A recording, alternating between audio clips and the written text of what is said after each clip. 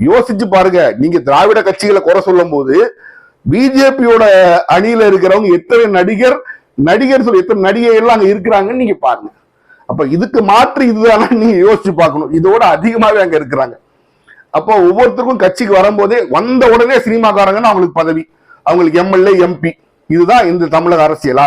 அதை பாருங்க. குஷ்பு அம்மா இங்க பிஜேபியில இருக்காங்க. அவருக்கு ஹஸ்பண்ட் அவர் வந்து எதிர்த்து நிக்க போறான்னு சொல்றாங்க, ஐஜேகேல நிக்க போறான்னு சொல்றாங்க. அதாவது ஐஜேகேங்கிறது அவங்க தன்னை ஒரு ஜாதிய கட்சி ஐடென்டிஃபை பண்ணிக்கிறவங்கன்னு வச்சுக்காங்க. இப்படி இருக்கட்டும். இப்படி சினிமாக்காரன் வந்த உடனே எம்எல்ஏன்னா அப்ப அடிமட்டத்துல இருந்து தொண்டு வேலை பார்த்துட்டு வந்தவன் கிறுக்கனா, அவன் பைத்தியக்காரனா நீங்க கேட்கணும். ஆனா நீங்க கேட்க மாட்டீங்க. நம்ம கேட்க வேண்டிய அவசியமே கிடையாது.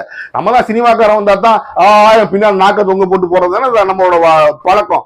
அப்படிங்கிறது நம்ம ஒரு பழக்கமா வச்சுக்கிட்டோம். அந்த பழக்கமா வந்ததுனாலதான் இன்னைக்கும் சினிமாக்காரர்கள் வந்த உடனே வாங்க சார் எம்எல்ஏ, வாங்க சார், வாங்க சார் எம்பி, வாங்க சார், வாங்க சார் கொள்கை பரப்பு செயலாளர், வாங்க சார் அப்படின்னு சொல்லிக்கிறாங்க. அதிமுக தமிழகத்தில் கோலோச்சிய ஒரு கட்சி. இன்றைக்கும் அது மிகப்பெரிய பலம். எல்லாரும் எடப்பாடி பழனிசாமி ரைட் டவுன் பண்ணும்போது நான் சொன்னேன், இரட்டலை இருக்க வரைக்கும் எடப்பாடி பழனிசாமி கிங் தான்.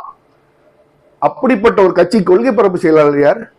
விந்தியான ஒரு நடிகை. அவங்க தமிழகத்தை சார்ந்தவங்க கிடையாதுன்னு நினைக்கிறேன், எனக்கு தெரிஞ்சு முதல்ல.